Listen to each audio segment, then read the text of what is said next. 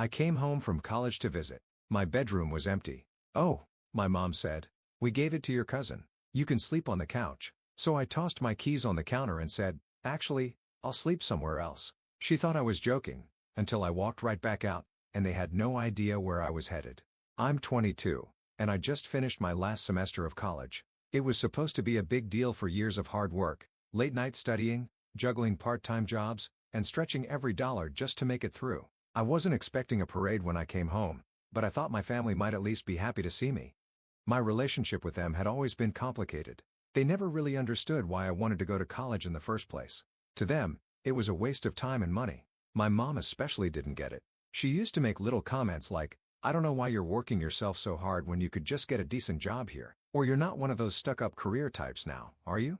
Still, when she called and invited me home for the weekend, sounding genuinely excited, I thought, just for a second, that maybe things were different now. That maybe, after 4 years, they'd finally started to respect the choices I made for myself. The drive home was long but familiar. 3.5 hours of highways, back roads, and old songs I used to love. I found myself thinking about my room. The one thing in that house that had always been mine. The thought of sinking into my old bed, staring up at the glow-in-the-dark stars I stuck on the ceiling when I was 10, gave me a weird sense of comfort. But the second I stepped inside, something felt off. It wasn't anything obvious at first, just a weird feeling. The air in the house felt different, like it didn't quite belong to me anymore. I glanced around and noticed little things, things I didn't recognize.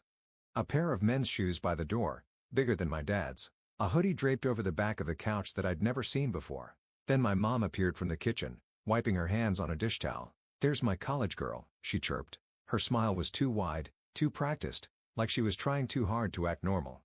I gave her a small smile, still adjusting to the feeling that something was off. "Hey, Mom." She pulled me into a quick hug before stepping back and clapping her hands together. "We've made some changes," she announced, like this was some kind of game show reveal.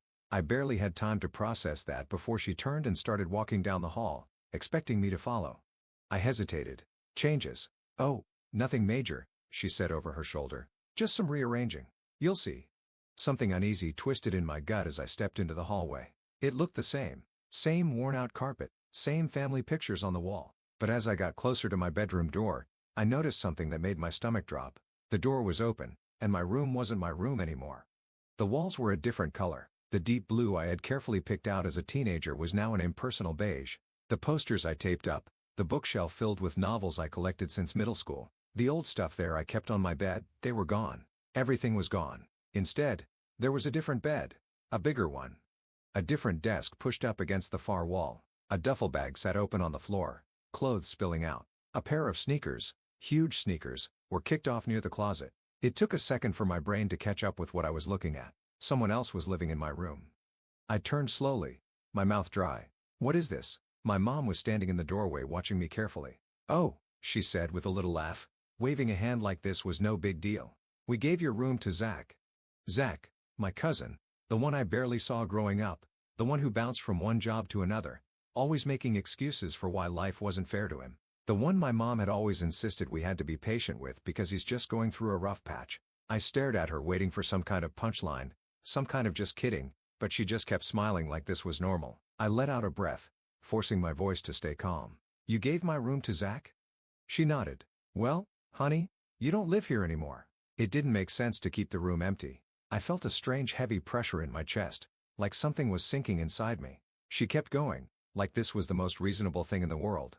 "You know how hard things have been for him. He just needed a place to stay, and we thought, well, since you're off at school." I barely heard the rest of what she said. My ears were ringing for years. For years of struggling, pushing myself, doing everything on my own. And the second I was out of the house, they erased me.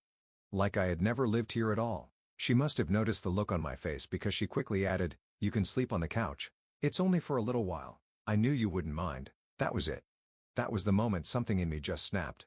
I took a slow step back, gripping my keys. "Actually," I said, voice steady, "I'll sleep somewhere else." Her smile faltered. "What?" "Don't be ridiculous." But I didn't answer. I turned, walked right back down the hall, grabbed my bag, and headed for the front door. I could hear her calling after me, something about not making a scene, but I didn't stop. I didn't even look back. I didn't even fully process what I was doing until I was already in my car, the door slamming shut behind me. My hands were still clenched around the steering wheel, knuckles white. My breath felt uneven, like I had just finished running even though I hadn't moved more than a few steps. I sat there for a long moment, staring at the dashboard. Where was I even going? I hadn't planned for this. In my head, I had pictured coming home, sleeping in my bed, maybe even getting some kind of lukewarm acknowledgement from my family that they were, I don't know, proud of me, that they had missed me. Instead, they had wiped me out of the house like I was never there, like I was some temporary guest rather than their daughter. I glanced back toward the house. The lights from the front porch cast a dim glow across the yard. And through the window, I could see movement. My mom still standing near the front door, probably waiting for me to cool off and come back inside, like I was being dramatic, like this was normal. I turned the key in the ignition and backed out of the driveway. I had no idea where I was going. The streets were quiet, just the occasional street lamp flickering as I passed. I kept driving half on autopilot, letting my mind race through the events of the last 15 minutes. They had given my room to Zach. Zach, who had never held a steady job for more than a few months. Zach, who had spent most of his adult life couch hopping because he couldn't manage to keep his life together. And yet, he was the one they made space for, not me. I tightened my grip on the wheel, my jaw clenching. It wasn't even just about the room. It was the principle of it. The way my mom had acted like this was no big deal. Like it was just common sense to give away the only space I had ever truly called my own. I checked my phone, half considering calling a friend, but it was late. Most of the people I was still close with from high school had either moved away or were wrapped up in their own lives. The few college friends I had lived hours away. I could get a motel, but the thought of spending money just because my own family had kicked me out of my space made my stomach turn. Then, almost without thinking, I found myself turning onto a familiar street, Ezra's house.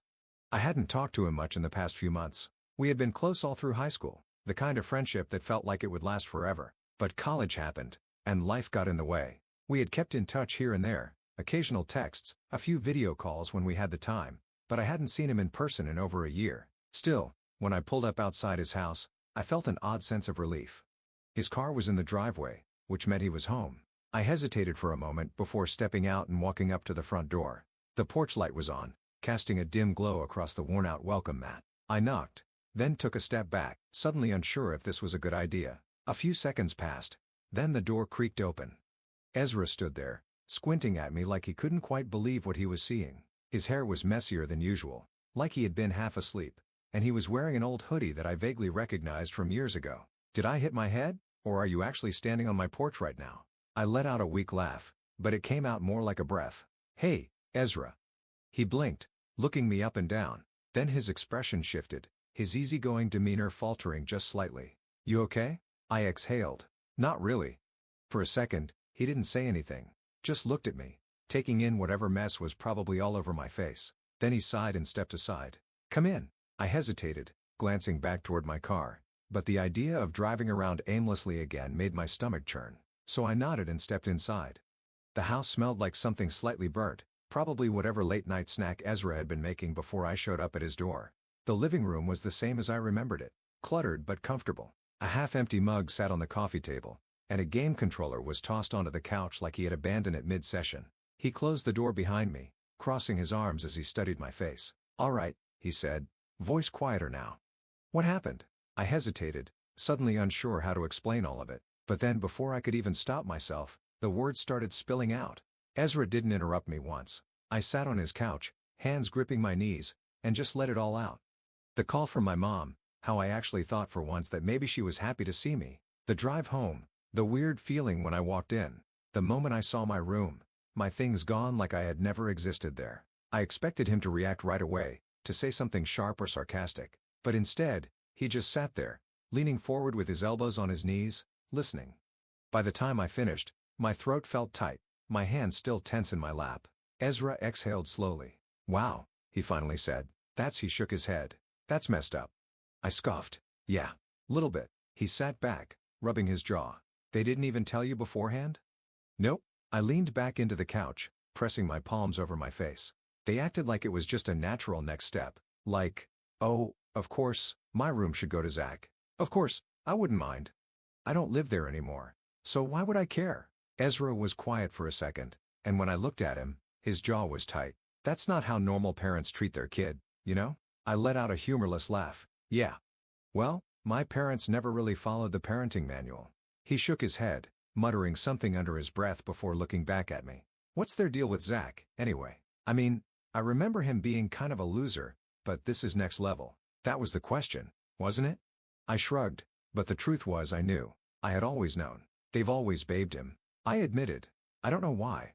I guess because he's just helpless. He messed up, and they swoop in to fix it. He wastes money, and they cover for him. He loses a job, and they understand. I paused, staring down at my hands. They've never done that for me. Ezra frowned. Because you don't need them to. I let out a short breath. Exactly. That was the heart of it, wasn't it? I had never needed them, not the way Zach did. I had always taken care of myself, worked for my own money, solved my own problems. When I told them I wanted to go to college, they laughed and said, "Good luck with that." When I got in, they barely reacted. And when I left, it was almost like they just forgot about me. Ezra leaned back, tapping his fingers against his knee. So what now? That was the real question. I had nowhere to go, not long-term anyway. I could crash at a motel, but that felt like admitting defeat. I could try to stay with another friend, but most of them had moved on, scattered across different cities, different lives. I exhaled. I don't know. Ezra was quiet for a second, then sighed. "You can stay here." I blinked. "What?" He shrugged, like it wasn't a big deal. "Stay here. At least until you figure things out." For a second, I didn't know what to say. It was tempting. Safer than a motel. More comfortable than bouncing from place to place. But I also knew my mom. She wasn't going to let this go. As if on cue, my phone buzzed. I glanced at the screen. "Mom." Ezra must have seen my face change because he raised an eyebrow. "I'm guessing that's her." I swallowed. "Yeah. Gonna answer?" I hesitated, staring at the screen, the vibration buzzing against my palm. I already knew what she was going to say, that I was overreacting, that I was being selfish, that I was embarrassing them by making a big deal out of nothing. But I didn't owe her an explanation. I silenced the call and set the phone face down on the table. Ezra smirked. "Nice." I let out a slow breath. She's not done, though. And I was right, because 20 minutes later, the calls started coming in waves. First, my mom, then my dad, then of all people, Zach. I ignored them all. I wasn't surprised when I heard the knock on the door the next morning. I was sitting at Ezra's kitchen table, sipping a cup of coffee and scrolling through my phone, fully expecting this. Ezra was still half asleep, sitting across from me in the hoodie he'd thrown on last night, eyes barely open as he poked at a bowl of cereal. The knock came again. Ezra raised an eyebrow at them. I sighed, setting my coffee down. Who else? I got up and went to the door. Sure enough, when I peeked through the peephole, I saw my mom standing on the porch, arms crossed, looking like she had been waiting for hours. I opened the door just enough to step into the doorway, blocking her view inside. She didn't even wait for a greeting. "What do you think you're doing?" she hissed. I blinked. "Good morning to you too." Her lips pressed into a thin line. "Enough with the attitude. You didn't come home last night." I folded my arms. "Yeah, I figured since you gave away my room, I didn't have to check in like a child." Her jaw clenched, and I saw the exact moment she realized I wasn't going to back down. That threw her off. She was used to me keeping my head down, avoiding confrontation. "Well," she said, voice tight, "you could have at least stayed to talk about it instead of storming off." I let out a short laugh. "Talk about what? You made the decision without me. What was there to discuss?" Mom huffed, shifting her weight. "You don't even live there anymore. It just made sense. Zach needed a place to stay, and you're off at college. I come home. I cut in.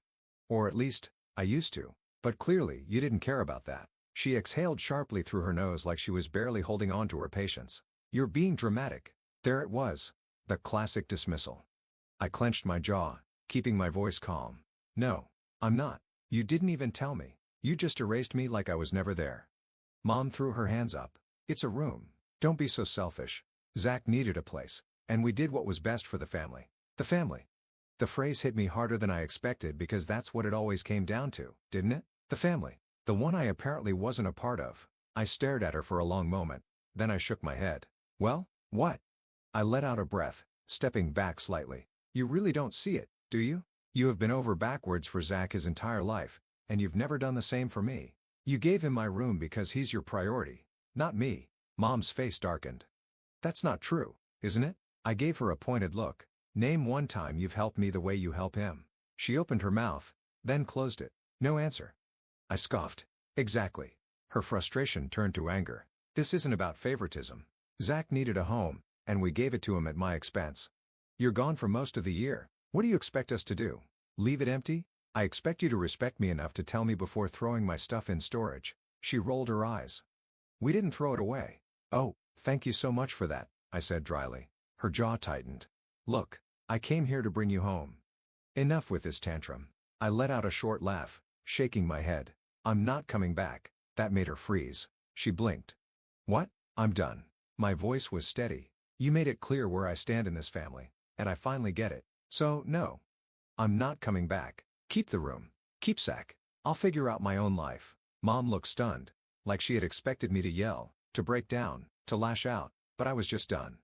You're overreacting. She tried again, but her voice wasn't as confident now. I smiled faintly. No. I'm just finally seeing things for what they are.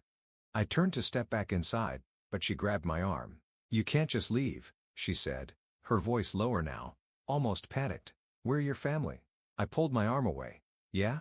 You should have acted like it. And with that, I stepped back inside and shut the door in her face. So here's where I'm at now. I'm staying at Ezra's place. My mom keeps calling, but I'm not answering.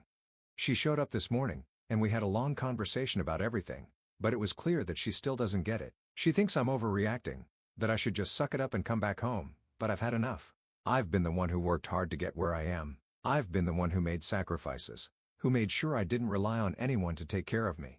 Meanwhile, Zach keeps getting a free pass, and I'm just supposed to be okay with it.